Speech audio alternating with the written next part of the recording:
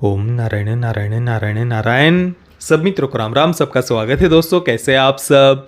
तो दोस्तों इस शुक्रवार को यानी 27 मार्च को दे विल किल यू, ये एक American slasher comedy, horror comedy या एक्शन कॉमेडी, कुछ भी हम इसे कह सकते हैं।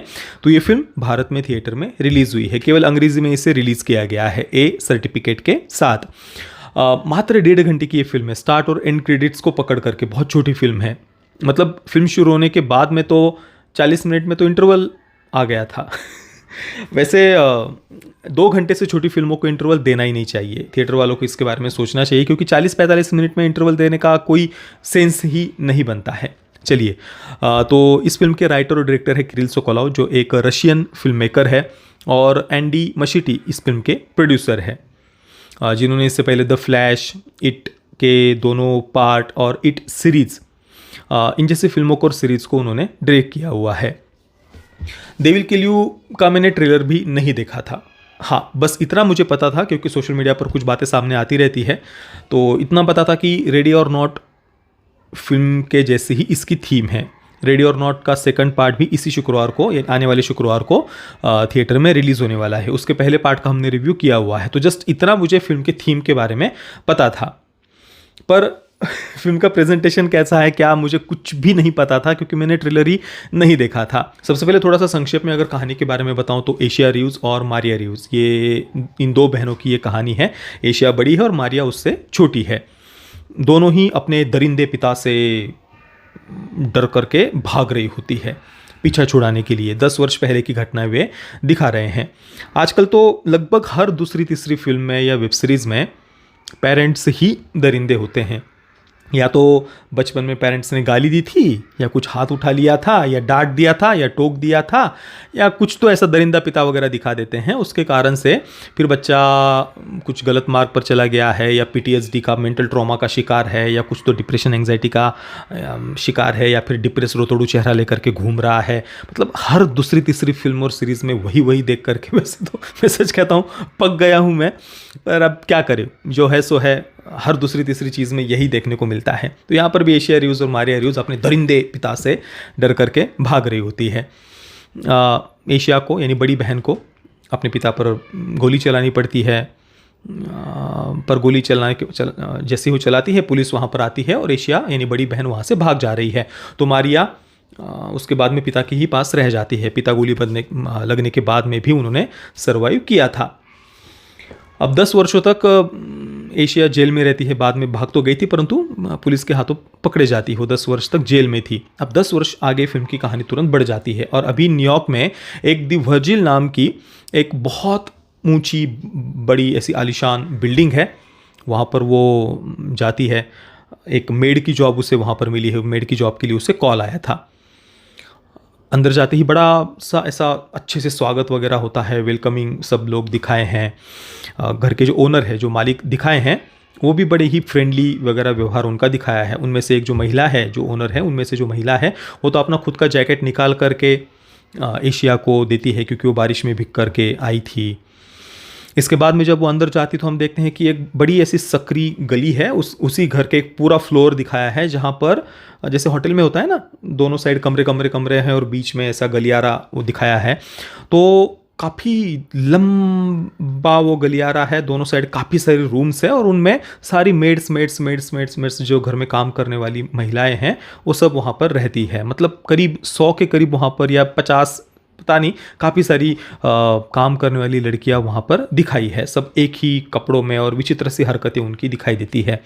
अब इसके बाद में उसी रात्रि को बिना कुछ समय गंवाए हुए फिल्म तुरंत आगे बढ़ रही है, और एशिया के ऊपर घर में हमला हो रहा है। बाद में पता चलता है कि एक सैटेनिक कल्ट 100 वर्षों से भी अधिक समय से वहाँ पर रह रहा है, और ह्यूमन सेक्रीफाइस करके, नर बलि दे करके उन्हें शक्ति मिलती है। वो इमॉर्टल, एक अमरत्व उन्होंने प्राप्त किया हुआ है, शैतान के साथ में डील करके, शैतान के साथ में सौदा करके। अभी जो शैतान के साथ में डील करना सौदा, ये 50 या शायद पता नहीं सैकड़ों हॉलीवुड की फिल्मों में हम इससे पहले देख चुके हैं। उसी शैतान के साथ में सौदे की बात को, डील की बात को थोड़ा सा ईट द रिच थीम के साथ में जोड़ दिया है, और हो गई दे विल किल यू ये फिल्म पूरी। मतलब फिल्म में वो क्या कहते हैं अंग्रेजी में, क्लीशे, बहुत ही ज़्यादा टिपिकल सी बातें जो इससे पहले हम कई बार देख चुके हैं, तो वही सब ऐसा पूरा उनकी कुछ ऐसा खिचड़ी बना करके उन्होंने यहाँ पर फिल्म में दिखाया है। कुछ भी नयापन या अलग हमें फील नहीं होता है। आगे क्या होगा वो भी आप आराम से गेस कर लोगे। फिल्म में कुछ भी सस्पेंस नहीं है।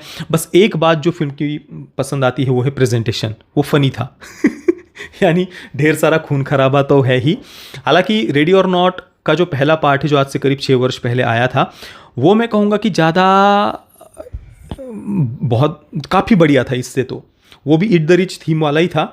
आप मेरा रेडी और नॉट का रिव्यू देखना, करीब 5-6 वर्ष पहले हमने उसका रिव्यू किया हुआ है कोरोना के समय में, और वो काफ़ी इंटरेस्टिंग फिल्म है।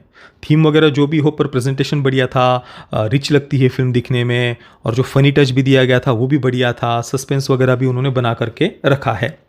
अब यहाँ पर दे विल किल यू, इसके बारे में मैंने पहले ही सुना हुआ था कि भाई रेडी और नॉट जैसा ही कुछ है, तो उतना दिमाग में था, और लगभग फिल्म बिल्कुल वैसी ही है। यहाँ पर हमला हो रहा है एशिया के ऊपर और उसे सर्वाइव करना है, और साथ में ही अपनी बहन को भी बचाना है, क्योंकि उसकी छोटी बहन भी वहीं पर है, इसी कारण से वो वहाँ पर आई है। और जो सैटेनिक कल्ट वाली बात है, जैसे कि मैंने कहा इससे पहले कई बार हम ये बातें देख चुके हैं अलग अलग हॉलीवुड की फिल्मों में। इसके पीछे एक बात ये भी है कि जो वेस्टर्न क्रिश्चियन कंजर्वेटिव्स है वो जिस प्रकार से पैगन कल्चर्स को देखते हैं, वो भी इसका एक एंगल है। क्योंकि पैगन कल्चर्स को ये हमेशा से ह्यूमन सेक्रीफाइस करने वाला बताते हैं, और शैतान की पूजा, सैटनिक वर्शिपर्स थे पैगन कल्चर्स, नर बलि देते थे, ह्यूमन सेक्रीफाइस करते थे। ये हमेशा से वेस्टर्न कंजर्वेटिव्स अपनी फिल्मों में दिखाते आए हैं। हालांकि यहाँ पर डायरेक्टली पैगन कल्चर ये शब्द उपयोग नहीं किया है, सैटनिक कल्ट शब्द उपयोग किया है, परंतु लगभग सेम ही थीम आपको देखने को मिलती है। डायरेक्टली शब्द उपयोग करे ना करे, पर वेस्टर्न कंजर्वेटिव्स इस प्रकार का कुछ वो दिखाते रहते हैं। जैसे कि नरबली देने की बात हो तो चाहे माया सभ्यता हो, वाइकिंग्स हो, एज़टेक्स हो, ग्रीक सभ्यता हो, ये सारे के सारे नरबली देते थे। कई सारे अलग अलग कंटेंट में ये बातें इससे पहले हॉलीवुड ने दिखाई हुई है। अपोकलिप्टो से लेकर के, वाइकिंग से लेकर के, अभी कियोस नाम की एक वेब सीरीज़ नेटफ्लिक्स पर आई थी, तो कई सारी कंटेंट आपको देखने को मिल जाएगा। अब यहाँ पर जो सैटेनिक कल्ट दिखाई है वो जिसकी पूजा करते हैं, तो पूजा जो शैतानी आत्मा है वो एक सुअर के सर में आ रही है। ना पैगन कल्चर शब्द उपयोग किया है और ना ही किसी भी अलग ऐसी सभ्यता का वो यहाँ पर उपयोग, शब्द नाम वगैरह उन्होंने कहीं पर भी फिल्म में उपयोग नहीं किया है। मतलब जैसे वरा अवतार की अगर हम बात करें तो वैसा कुछ वो शब्द वगैरह उपयोग नहीं कर रहे। जस्ट एक सैटनिक कल्ट है, और जो शैतान की आत्मा है वो सुअर के सर में आती है, और उसके थ्रू वो उस सैटनिक कल्ट के मेंबर्स से, फॉलोअर्स से वो बात करती है। और उसी शैतानी आत्मा को सेक्रीफाइस, नरबली दे करके इन सब ने अमरत्व प्राप्त किया हुआ है। उनके हाथ कट जाए, पाँव कट जाए, सर कट जाए, धड़ कट जाए, कुछ भी हो जाए, फिर भी वे जीवित रहते हैं। उनके शरीर का मांस का एक टुकड़ा भी अगर बच जाता है तो भी उसमें से भी वो फिर से ग्रो हो सकते हैं। ऐसी शक्तियाँ उस शैतान से इन लोगों ने उसके साथ डील करके प्राप्त की हुई है। तो फिल्म में ऐसा कुछ भी नयापन नहीं था। इससे पहले 50 बार हम ये सब बातें देख चुके हैं। जस्ट प्रेजेंटेशन थोड़ा सा फनी वगैरह था, खून खराबा वगैरह है, पर वो भी काफ़ी चाइल्डिश वे में ही सब बातें दिखाई है। जैसे कि किसका पैर कट रहा है, सर कट रहा है, तो वहाँ पर फव्वारे जैसे खून की ऐसे पूरी बौछार बाहर निकल रही है, जो ऑब्वियसली जस्ट हंसाने के लिए, फनी वे में दिखाने के लिए वैसा उन्होंने किया हुआ है। तो किसी को एक बार देखना है तो देख सकता है, स्लैशर फिल्में वगैरह आपको पसंद हो तो। मैं दे विल किल यू को दूंगा 5/10 स्टार्स। पेरेंटल गाइडेंस की बात करूँ तो जैसे कि मैंने शुरुआत में ही कहा, ए सर्टिफिकेट के साथ इसे रिलीज़ किया गया है।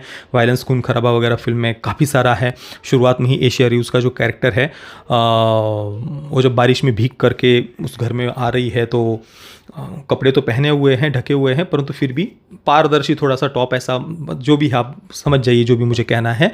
और एक फक फ्लोर करके भी दिखाया है उन्होंने उसी बिल्डिंग में, जहाँ पर अभी इतने सारे अमर लोग हैं, अमर रह करके बोर हो गए हैं, ऐसा फिल्म में ही कहा है, अमर रह करके बोर हो गए हैं, तो फिर इस प्रकार के वो सेक्स पार्टीज़ वगैरह उस फ्लोर पर जा कर के करते हैं। तो उससे जस्ट कुछ सेकंड के लिए थिएटर में उन्होंने दिखाया था, जहाँ पर कुछ न्यूडिटी वगैरह आपको देखने को मिलती है। जस्ट वो कुछ 1-2 सेकंड के लिए आता है और तुरंत वो कैमरा वहाँ पर हट रहा है।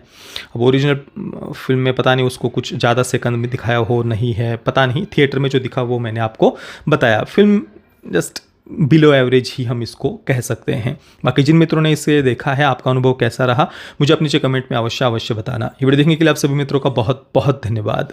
जय श्री राम, वंदे मातरम।